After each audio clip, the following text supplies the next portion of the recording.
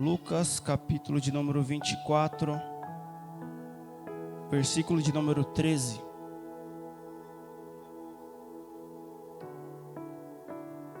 Lucas 24, 13. Para você que está nos visitando nesta manhã, fique bem à vontade, que é a casa do Pai, a casa de Deus. E qualquer dúvida, nos pergunte no final do culto, amém?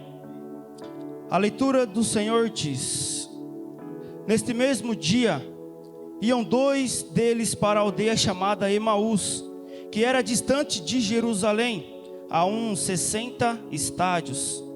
Iam falando sobre si tudo o que havia acontecido. Iam eles falando entre si e fazendo algumas perguntas um para o outro. E o próprio Jesus se aproximou deles e ia com eles. Amém? Até aqui, feche os seus olhos. Oremos. Querido Pai, em nome do Senhor Jesus, Senhor, nesse exato momento, Senhor, nós entregamos para Ti, Senhor, a palavra, Pai. Que o Senhor possa, Senhor, em nome de Jesus, ó Pai, abrir o entendimento, Senhor, do céu, Senhor, sobre nós, ó Pai, nessa manhã. Que nós possamos entender, Senhor, cada palavra, Senhor, cada decreto, cada direção, Senhor, nesta manhã, Pai. Desde já, Senhor, na autoridade que há no nome do Senhor Jesus, ó Pai, nós repreendemos, Senhor, todo agir de Satanás e seus demônios, Pai. E que nada venha nos impedir, Senhor, de receber a semente fresca do céu, Pai. Em nome do Senhor Jesus. Que o Espírito Santo de Deus, ó Pai, se mova, Senhor, de norte a sul, de leste a oeste, toma o seu lugar, Pai. E nós bendizemos, Pai, toda a honra, glória e adoração seja dada somente a Ti, em nome de Jesus. Amém? Você que crê, aplauda o nome do Senhor. Pode tomar o seu assento, tome o seu lugar, você que pode. Queridos, o tema desta manhã é volte. Amém? Aqui o Evangelho de Lucas, ele inclina o seu Evangelho em direção aos gentios. Ele demonstra que o seu evangelho é um evangelho universal, ou seja, um Cristo, um Jesus para mim, para você e para toda a humanidade, amém?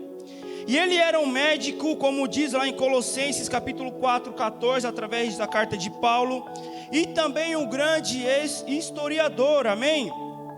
E ele fazia ali algumas pesquisas de campo, então ele estudava. Ele tinha ali o conhecimento do local, tinha o testemunho das pessoas.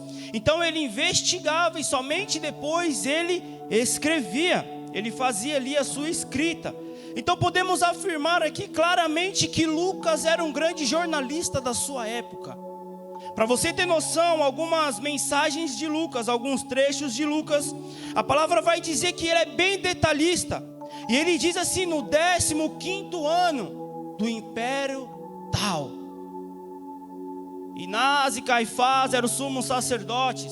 Então ele vinha declarando o ano, quem era o imperador, quem estava de sumo sacerdote, quem era naquele tempo, quem era naquele ano e quem era naquele local, naquela região. Então nós podemos ver que os evangelhos, eles se alinham de uma tal maneira muito forte, muito grande. Talvez passado algum tempo, anos e anos, e nós chegamos a 2000 anos depois, talvez você olhasse para o evangelho de João, de Marcos e de Mateus, e olhassem e talvez não acreditavam, porque não tem decretos como o de Lucas. Mas o de Lucas, ele é bem detalhista, então ele vai dizer o local, a hora, ele vai dizer a região, quem era o governante, quem era o presidente. É como se fosse nesse ano de 2026, o presidente é X, o pastor daquela igreja fonte é o pastor Eliel, quem pregava nesse dia de manhã era o pastor Buba, enfim, então era dessa maneira. Então é tudo cravado e tudo esquematizado para que eu e você pudéssemos enxergar o evangelho de uma forma diferente. Então nós vemos aqui que o evangelho de Lucas, ele começa a dizer aqui no versículo de número 13, que após a ressurreição de Jesus, alguns discípulos desistem de Jerusalém e vão para uma aldeia chamada Emaús. queridos, isso aqui me chamou muito a atenção, porque fica a cerca de 10 quilômetros, 11 quilômetros mais ou menos, de Jerusalém. Mas tinha um decreto: ficar em Jerusalém, até que do alto sejam revestidos de todo o poder. Então aqueles discípulos, após a morte de Jesus, eles se afastam de Jerusalém. Eles caminham para longe da promessa. E por quê, meus irmãos? Porque estavam tristes. A tristeza faz com que a gente desista do nosso chamado. A tristeza faz com que a gente desista do propósito do Senhor na nossa vida. Então aqui eu enxergo que os discípulos, eles estavam conversando entre si do próprio Jesus, perguntando um para o outro. Talvez no meu pensamento aqui, meu irmão, pensamento de pastor é meio maluco às vezes, porque você começa a fazer algumas perguntas para o texto e começa a imaginar algumas coisas. Você fala: meu, não é possível. Então pare e pense e imagina o que aqueles dois discípulos estavam conversando naquele exato momento. Será que eu e você errou? Será que nós estávamos certos? Mas ele não falou que iria salvar Israel? Ele não falou que era o Redentor? Ele não falou que iria tirar Israel dessa situação? Aí ele vai para a cruz, ele fica calado, ele morre, não faz nada, não questiona. E aí, acabou. Será que você estava errado? Será que eu estava errado? E aí, como é que fica? É nesse exato momento, eles conversando do próprio Jesus, que a palavra vai dizer: o próprio Jesus se aproximou deles. Entenda, meu irmão, que Jesus, quando ele ressuscita, ele não vai atrás de sua mãe Maria: mamãe, eu estou aqui. Ele não vai atrás dos seus irmãos. Ele nem vai atrás dos 12, que naquele momento não eram mais 12, eram 11. Ele vai atrás de 2 discípulos. 2 discípulos entristecidos. E o interessante é que ele começa a perguntar para os discípulos. Então Jesus perguntou no verso de número 17: que palavras são essas que caminhando trocais entre vós? Eles pararam entristecidos. Meu irmão, a ideia que eles estavam trocando ali naquele momento era do próprio Jesus. E ele chega no meio deles e pergunta, tem a audácia de perguntar: o que vocês estão conversando? Ele já sabia que era sobre si. Ele já sabia que era sobre ele, mas ainda pergunta: o que vocês estão conversando? E um deles, cujo nome era Cleopas, grave esse nome, meu irmão, Cleopas, perguntou: és tu o único peregrino em Jerusalém que não sabe das coisas que aconteceram nesses dias? Perguntou Jesus: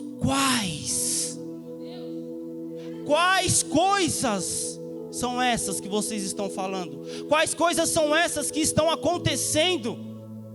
Meu irmão, a notícia era Jesus. Todo mundo estava ali em Jerusalém por conta de Jesus. Os noticiários estavam declarando: Jesus foi morto na cruz.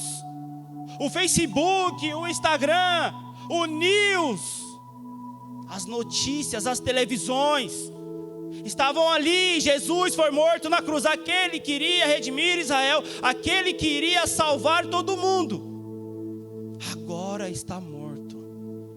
E a palavra vai dizer ali, meu irmão, no início do capítulo, sobre a ressurreição: e no primeiro dia da semana, bem cedo, as mulheres foram ao sepulcro.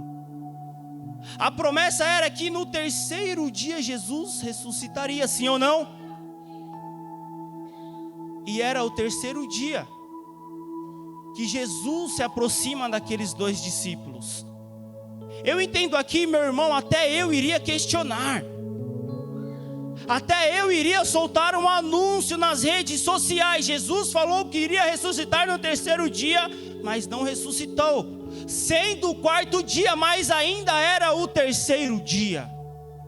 E aqueles discípulos, eles sabiam mas não quiseram esperar.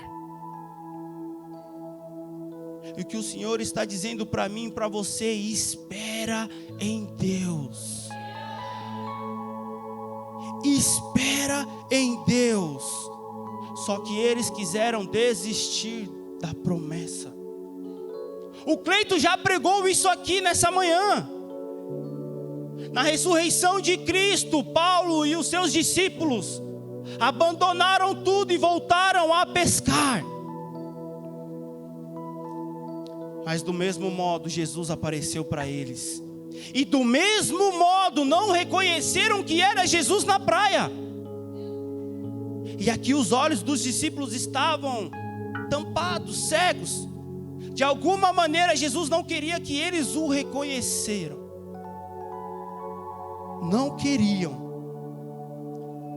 E ele pergunta ali: o que vocês estão conversando? Quais são? E respondendo eles: as que dizem a respeito de Jesus de Nazaré, que foi profeta, poderoso em boas obras diante de Deus e diante do povo. Verso 20. E como os principais sacerdotes e as nossas autoridades o entregaram para ser condenado à morte e o crucificaram. Meu irmão, eles sabiam que tudo isso deveria acontecer. As profecias já diziam tudo isso a respeito de Jesus. Só que quando acontece na nossa vida, naquela expectativa e depois verso realidade, a gente pensa em desistir. A gente pensa em parar. Se decepciona com alguma coisa. Tá igual o pastor Eliel sexta-feira. Não é não, pastorzão? Expectativa versus realidade, meu irmão. Pastor Eliel sexta-feira eu vou contar. Sexta-feira o pastor Eliel comprou 2 bolos. E ele lá na maior expectativa: nossa, comprei, amor, falando para a pastora Tamires, comprei 2 bolos aqui por X valor. Era R$60. Pagou quanto, pastor? R$24. Aí ele viu ali aquela foto dos 2 bolos, falou: meu, vai dar para todo mundo comer. 11 pessoas, né? 11 pessoas, vai sobrar. Amém, meu irmão. A pastora Tamires falou assim: filma ele quando ele chegar, que eu tô achando que esses bolos aí não vai ser o que ele espera. Meu irmão, vem o pastor Eliel com um saquinho desse tamanho aqui, ó, descendo a escada. Aí eu olhando para a cara dele assim, ó, cara de decepção. Igual os 2 discípulos querendo desistir e querendo devolver. Aí chega o pastor Eliel, abre o pacote. Aquele pacote era desse tamanho. Quando ele abre, era desse tamanho. Então meu irmão, mano do céu, todo mundo comeu. Todo mundo ficou satisfeito e ainda sobrou 2 pedaços. A multiplicação de peixes e de pães, meu irmão. Então você entende a expectativa versus a realidade. Nós esperávamos por uma coisa, chegou outra. É a mesma coisa esses discípulos. Estavam em uma grande expectativa que Jesus viria montado em um grande cavalo branco. E ele vai vir em nome de Jesus, amém? E todo mundo estava esperando que Jesus salvasse Israel de uma forma talvez política. E talvez eu e você esteja assim também, esperando que a política mude, que Deus mude alguma coisa da nossa política. Mas Jesus está dizendo para mim e para você aqui: eu quero mudar você. Eu quero mudar você de forma espiritual, para que tudo venha voltar ao início de todas as coisas, para que tudo seja belo na minha e na sua vida. Não importa a política, de uma certa forma importa, porque eu e você que decidimos. Mas quando nós colocamos tudo na mão do Senhor, não importa quem está lá sentado, meu irmão. Não importa. Da mesma maneira, os discípulos estavam aqui. Roma ainda está no comando. Roma ainda domina tudo. Não era ele que ia dominar tudo, que ia jogar por tudo abaixo isso daqui. E eles estavam tristes, decepcionados. Mas Jesus ressuscitou naquela manhã. E a palavra vai dizer que no mesmo dia iam eles para longe de Jerusalém. E o próprio Senhor Jesus se aproximou deles. E eles dizem aqui: ora, nós esperávamos que ele fosse quem redimisse Israel. Mas agora, além de tudo, já é hoje o 3º dia. Meu irmão, se fosse o 4º dia, até eu estava junto com aqueles discípulos. Nós está juntão, meu irmão, já é o 4º dia e ele não ressuscitou. A promessa era em vão. Será que nós estávamos errados? Mas ele mesmo diz para o próprio Jesus: já é hoje o 3º dia, ele não ressuscitou. Mas espera aí, qual que era a promessa? Não era no 3º dia? Ainda está em tempo, meu irmão, da sua promessa chegar. Quando o Senhor diz que vai chegar, espera em Deus, espera nele. Ainda é hoje o 3º dia desde que essas coisas aconteceram. É verdade que algumas mulheres foram até o sepulcro e não o encontraram. E no começo do capítulo nós vamos entender que quando as mulheres chegam, a pedra havia sido retirada, sim ou não? E aqui no meu questionamento, eu não digo que a pedra foi retirada para que Jesus saísse. A pedra foi retirada para que as mulheres entrassem e vissem que Jesus não estava lá.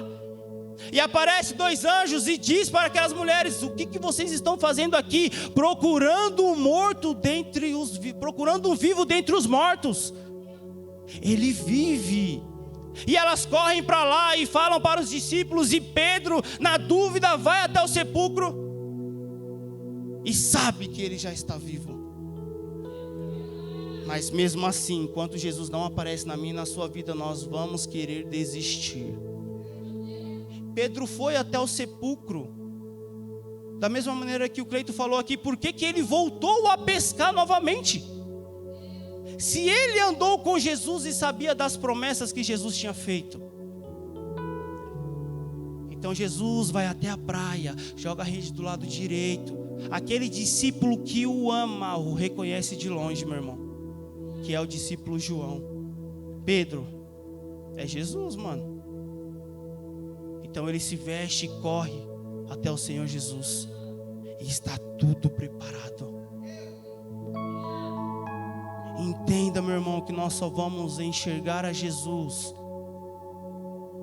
quando a gente retornar por caminho certo. Entenda que os discípulos queriam desistir, estavam indo para o caminho errado. Mas mesmo assim o Senhor Jesus não fica longe deles, já chega perto deles. E foi assim na minha e na sua vida. Nós éramos ovelhas desgarradas, e os próprios Senhor Jesus chegou até mim e até você, para nos mostrar o caminho de volta, para nos mostrar na onde estava a promessa. A promessa não é nesse mundo, meu irmão, a promessa é em Jerusalém. Então aqueles discípulos, eles vão caminhando, eles vão dizendo ali: bom, algumas mulheres, elas foram até o sepulcro, alguns homens foram até o sepulcro e voltaram dizendo que tinham visto ali uma visão de anjos, dizendo que ele estava vivo. E alguns daqueles que estavam conosco foram lá também confirmar. Então o Senhor Jesus lhe disse, aqui o Senhor Jesus já dá uma dura nos dois, porque na minha versão aqui está, meu irmão: ó tolos, ó tolos, e tardios de coração, para crer em tudo em que os profetas disseram. Eles eram os discípulos e sabiam tudo o que os profetas disseram. Não era necessário que Cristo padecesse estas coisas e entregasse na sua glória? Ele vem com maduro e faz uma pergunta para eles. E o verso de número 27, meu irmão, é onde tudo começa a fazer sentido. Porque ele começa a dar uma aula para eles. Ele começa a pregar para os dois discípulos. E começando por Moisés e por todos os profetas, explicando-lhes o que achava de todas as Escrituras, aonde ele se encontrava em todo o Antigo. Ei, meu irmão, eu imagino Jesus querendo dizer para eles: meu irmão, lembra de Moisés? Lembra de capítulo de número 12? Na Páscoa, hoje é Páscoa, hoje é domingo. Naquele dia eu já estava lá sendo cordeiro. Naquele dia eu já estava lá libertando o povo. Quando o povo estava no deserto, eu era o pão que caiu do céu. Quando tiveram sede, eu era a rocha que Moisés feriu. E eu fui ferido para dar tudo a vocês. Mas a ordem agora não é ferir, é diálogo, converse com ele. Nós não precisamos mais ferir, porque ele já foi ferido pelos nossos pecados. Então chegue na presença dele e converse com ele. Era essa a demanda que o Senhor queria falar para Moisés. Na primeira vez ele foi ferido, depois você só chega no diálogo. Eu era a rocha, eu era a coluna de fogo, eu era a nuvem, eu era aquela cobra levantada naquele pau de bronze, para que todos aqueles que olhassem ficariam curados. Era eu que devia de padecer. Então eu imagino Jesus falando ali, dando uma aula de teologia, ou melhor, cristologia para eles. Eu sou Cristo, sou eu, olhe para mim, eu estou no Antigo Testamento e eu estou aqui agora com vocês. E a palavra vai dizer que ficou tarde, e chegaram na aldeia chamada Emaús. E quando se aproximaram da aldeia para onde ia, fez com que ia mais longe. Então Jesus chegou até Emaús junto com os discípulos. Os olhos deles cobertos, não sabiam quem era Jesus. E Jesus se faz como que vai mais longe, como que vai adiante. Então eles se depararam, já era tarde, acredito eu que umas 6 horas da tarde. 10 quilômetros, meu irmão, são cerca de, daqui lá no centro de Santana, mais ou menos. Então eu acredito que uns 1 hora de caminhada, 2 horas de caminhada, chegando lá. Então, acreditando aqui que Jesus se encontra com esses discípulos de tarde. E no cair da tarde, já era tarde, chegaram na aldeia de Emaús. E Jesus se faz com que iria mais longe. É aí que surge a oportunidade de nós agirmos. Porque quando parece que Jesus vai mais longe, aí que tem a oportunidade. Eles, porém, insistiram dizendo: fique conosco, pois é tarde, o dia já declina. Então Jesus entrou com eles. Na onde, meu irmão? Na casa. Entenda uma coisa: quando você convida o Senhor Jesus, Ele entra na casa. Não deixe, meu irmão, a oportunidade passar. Não deixe, você tem a oportunidade de agir na hora certa. Então Jesus entra com eles, estando com eles à mesa. Não há um lugar melhor, meu irmão, se não for na mesa. Ainda mais na companhia do Senhor Jesus. Então o Senhor na mesa, Ele entrou e ficou com eles ali. Estando eles na mesa, Jesus tomou o pão, abençoou e lhes deu. Ele abençoa, Ele parte o pão e dá aos seus discípulos. É somente aí que os olhos deles foram abertos. Somente aí que eles enxergaram Jesus. Aí você para e pensa, meu irmão, porque o texto vai dizer que quando o Senhor Jesus entra na casa, senta na mesa, parte o pão e entrega para eles, os olhos deles se abrem. Quando eles enxergam Jesus, Jesus vai embora. Jesus some. Então eles se deparam um para o outro. Ei, você não estava entendendo? Quando ele abria as escrituras, o nosso coração queimava.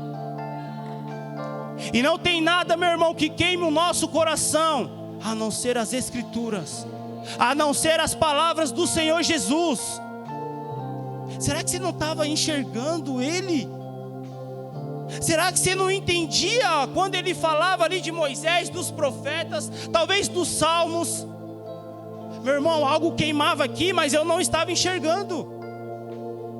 Meu irmão, entenda, quando a tristeza te faz ir para longe de Jesus, mesmo do lado de Jesus, nós não vamos enxergar ele. Mesmo ele se aproximando de nós, nós não vamos enxergar ele. Só o momento em que nós chamarmos ele para entrar na nossa casa, e o momento em que eu e você entende do partir desse pão. E o partir desse pão era o próprio Senhor Jesus. Meu irmão, naquela época, quem tinha a autoridade de partir o pão era o dono da casa. Enquanto o Senhor Jesus não for o dono da nossa casa, não for o dono de nós não entregarmos tudo na mão dele, e ele fazer o que ele quiser, nós não vamos enxergar ele. Entenda, meu irmão, é muito fácil chamar o Senhor Jesus para dentro de casa, mas lá naquela gaveta ele não pode mexer. Mas naquele armário ali no fundo tem alguma coisa que você não mexe, não, meu Deus do céu, não mexe, Senhor Jesus. Entenda, meu irmão, quando você entrega tudo nas mãos dele, toda a autoridade na mão dele, tudo que é seu na mão dele, ele vai ter autoridade de mexer na sua casa. Ele vai trocar algumas coisas de lugar, meu irmão. Ele vai trocar. Nem que seja bagunçar. Da mesma maneira que o pastor Eliel falou, meu, quando está tudo desorganizado, é preciso que a gente jogue tudo no chão para poder organizar de novo. E é assim que ele faz na minha e na sua vida. E talvez eu e você esteja decepcionado com alguma coisa, desistindo dos processos de Deus, desistindo das palavras, das promessas, e queremos desistir. Talvez é um perdão, talvez é algo financeiro. E o Senhor Jesus está dizendo nessa manhã, volte. Talvez você machucou alguém e o Senhor Jesus está dizendo, volte. Volte pelo mesmo caminho. Pelo mesmo caminho. Então os olhos deles foram abertos e reconheceram, mas o Senhor Jesus desapareceu do meio deles. E disseram um para o outro, não ardia o nosso coração quando pelo caminho falava em abrir as escrituras? Na mesma hora, levantando-se, voltaram para Jerusalém e encontraram reunidos 11 os que estavam ali.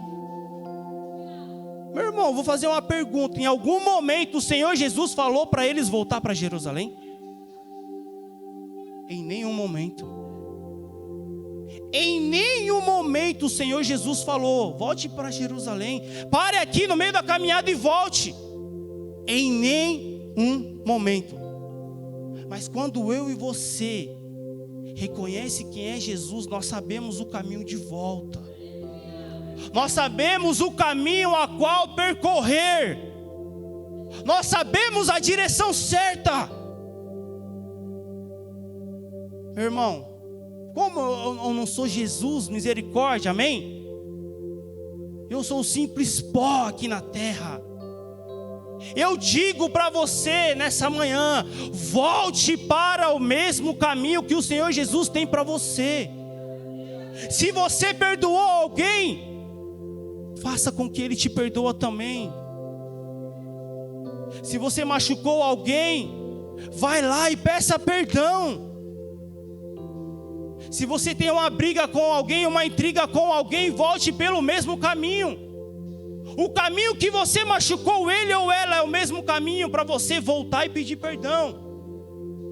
O caminho em que você se perdeu, seja qual for a área da sua vida, o caminho de acerto é o mesmo que você percorreu errando. Então eu e você precisa voltar, fazer o retorno, precisa converter. Meu irmão, uma conversão é diferente de aceitar Jesus. Quando você aceita Jesus, beleza. Agora uma conversão é diferente. É como se fosse um retorno. Eu errei aqui, o Waze vai falar, retorna. É o mesmo caminho que você errou, que você percorreu todo esse tempo errado. Retorna, é o mesmo caminho, é uma conversão. Se converta e volte para o caminho certo. E o caminho é Jerusalém. E a palavra vai dizer no verso 34: os quais diziam que ressuscitou verdadeiramente o Senhor e se apresentou a Simão. Então os dois contaram-lhes o que acontecera no caminho e como tinham reconhecido o Senhor Jesus quando ele partiu o pão. Meu irmão, entenda uma coisa: no partir do pão, os nossos olhos serão abertos. No partir do pão, meu irmão, eu e você começa a enxergar quem é o verdadeiro Senhor das nossas vidas. Quando é compartilhada a palavra do Senhor, algo aqui dentro há de queimar. Mas a opção e a decisão, meu irmão, de voltar para o caminho certo não é minha, é sua. Porque eu não sei o caminho errado que você tomou. Eu não sei as palavras erradas que você falou. Eu não sei dos pensamentos que têm cercado a sua cabeça nos últimos dias. Eu não sei se você parou de orar. Eu não sei se você parou de ler a palavra, de jejuar. Eu não sei se alguma coisa te deixou triste nesses dias. Você estava com uma grande expectativa e quando veio a realidade das coisas, meu Deus, fiquei triste, fiquei decepcionado. E talvez você se desviou do caminho, porque a promessa ainda é Jerusalém, meu irmão, para mim e para você. Não é a Jerusalém física em Israel, mas é uma Jerusalém celestial, meu irmão. Já parou para pensar que Emaús talvez seja esse mundo? Que a gente se perde, se distancia do próprio Deus? Já parou para pensar que nesse mundo existe algumas cidades chamadas Emaús, a qual nós queremos desistir de Jerusalém e caminhar cego rumo à aldeia de Emaús? Já parou para pensar? Qual é a sua Emaús? Qual é a sua Emaús que distancia do próprio Deus, que te distancia de Jerusalém? A sua Emaús tem nome, eu não conheço, mas você conhece. E o Espírito Santo de Deus te faz lembrar do que está te distanciando de Jerusalém, te deixando distante da promessa. Primeiro, meu irmão, vem a tristeza, a decepção, e você começa a caminhar rumo na direção contrária. De alguma maneira, meu irmão, nós sabemos que certos caminhos não é o correto, não é digno da presença de Deus. Mas entenda que o próprio Senhor Jesus, Ele se aproxima de você quando você está indo rumo ao caminho contrário, rumo à sua tristeza. rumo à sua decepção. Entenda que pelo mesmo caminho que eles foram tristes, eles voltaram felizes. Eles voltaram contando o que havia acontecido. O Senhor Jesus pregou para mim. Começou lá de Moisés, desde as leis. Entenda, meu irmão. Há profetas aqui falando da palavra para você. Há pastores aqui falando da palavra. Há líderes liderando você na célula, ministrando sexta após sexta, te indicando o caminho de Jerusalém, indicando o caminho certo, o caminho correto da promessa de Deus, te mostrando uma nova Jerusalém que há de vir. E por muitas vezes nós queremos desviar do caminho. Por muitas vezes nós queremos se distanciar da promessa dele. Se ele já falou que a promessa é lá, não tem como ser em outro lugar. E às vezes a gente desiste de tudo por conta de uma faísca.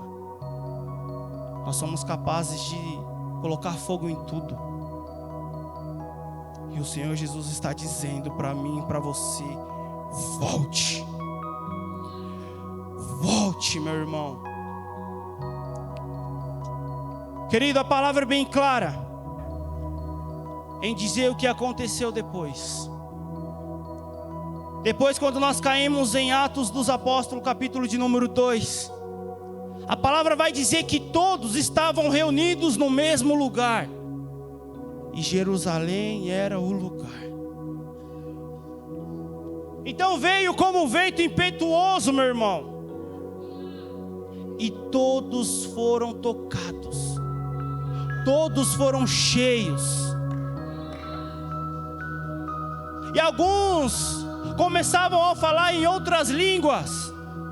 E todos que estavam ali de todos os locais começavam a entender.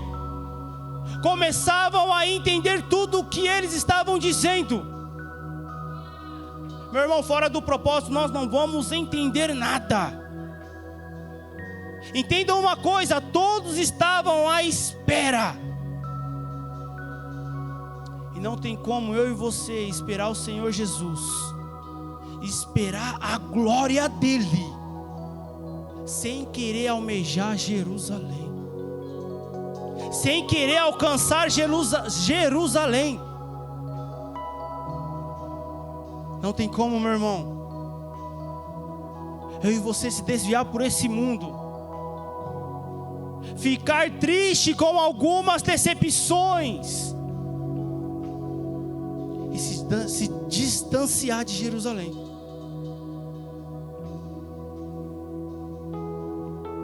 Entenda que o Senhor Jesus, ele não falou para aqueles discípulos voltarem,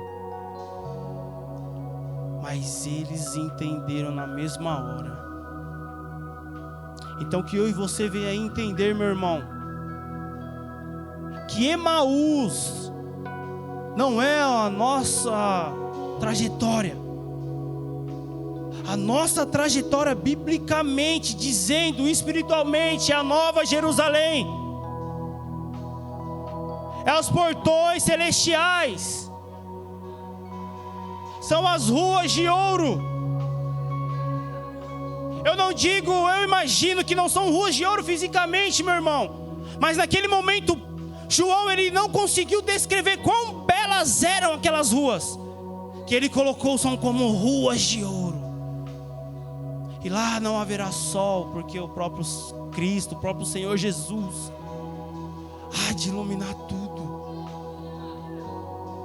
Então entenda, meu irmão, quais foram as aldeias de Emaús que eu e você tem percorrido. Quais foram as desistências que nós colocamos no nosso eu e saímos de Jerusalém, e saímos da promessa. O Senhor Jesus faz essa pergunta para mim e para você. Ei, meu irmão, às vezes nós focamos muito na morte de Cristo. E não lembramos que Ele ressuscitou. Não lembramos da ascensão de Cristo, que Ele foi elevado ao céu e da mesma maneira há de voltar. Às vezes nós olhamos para aquela cruz e falamos, não, Ele foi morto. Mas nós sabemos que Ele ressuscitou e não colocamos isso na mesma etapa, na mesma linha. Não colocamos que Ele ressuscitou e subiu ao céu. E às vezes esquecemos que a nossa direção é a Jerusalém, aonde Ele está. Às vezes esquecemos, meu irmão, que Ele voltará de lá para buscar a sua igreja. E não tem como ser igreja desistindo do propósito. Não tem como, meu irmão, caminhar no caminho dele sem saber que Ele ressuscitou, sem saber da promessa, como aqueles 2 discípulos. Ele foi morto, mas esqueceram das promessas. Caminhou com Jesus e esqueceram das promessas. E talvez na nossa caminhada no dia a dia é assim. Nós lemos as Escrituras, os profetas dizem as Escrituras, queima no nosso coração, e nós estamos às vezes cegos, não olhando para Jerusalém, talvez olhando para esse mundo. Que negócio que eu vou fazer? Qual aldeia de Emaús que eu vou investir? Qual é Emaús que eu vou desistir de tudo isso aqui que o Senhor prometeu? E eu vou correr rumo a Emaús, desistindo das promessas. E eu estou dizendo para você, meu irmão, volte. Volte a ler, meu irmão. Volte a orar como você orava. Volte a jejuar como você jejuava. Quanto tempo faz que você não abre um jejum para Deus? Volte. Quanto tempo faz que você não abre a Bíblia na sua casa? Quanto tempo faz que você não se debruçou aos pés dele? Não chorou na presença dele? Quanto tempo faz que você perdeu o tempo da oração e ficou maluco, louco, perdido, mas na presença dele? Entenda, meu irmão, certos caminhos para Emaús vai fazer com que eu e você se distancie do propósito. Mas mesmo assim o próprio Jesus se aproxima. E sabe o que me chama a atenção nesse texto? É que ele cita somente um discípulo, que é o Cleopas, como eu disse para você. E o outro discípulo não é citado. Há rumores que era o próprio Lucas, mas a palavra não diz. Alguns teólogos defendem isso e outros não defendem isso. Mas eu quero dizer para mim e para você, meu irmão, na ressurreição de Cristo, ele não foi primeiro na mãe dele. Ele não foi primeiro nos apóstolos. Ele não foi primeiro na sua região. Mas ele foi atrás de 2 discípulos que estavam querendo desistir do propósito. E por minha e sua vez, o discípulo que não é citado sou eu e é você. Ele foi atrás de mim, ele foi atrás de você, mesmo querendo desistir do propósito. Entenda, meu irmão, que mesmo saindo do caminho, o Senhor Jesus se faz presente. Ele conta tudo sobre ele. e Ele reparte o pão, assentado à mesa. E Ele se convida nessa manhã: deixa eu entrar na sua casa. Eu não vou se fazer com que eu vou mais longe, eu quero ficar, eu quero que você faça parte da promessa. Eu quero que você esteja em Jerusalém. Eu quero que você esteja em Jerusalém, porque há morada para todos. Há morada para mim, há morada para você, meu irmão. Mas nós precisamos decidir voltar, porque só há um lugar da promessa, e a promessa é Jerusalém. Fique de pé, meu irmão.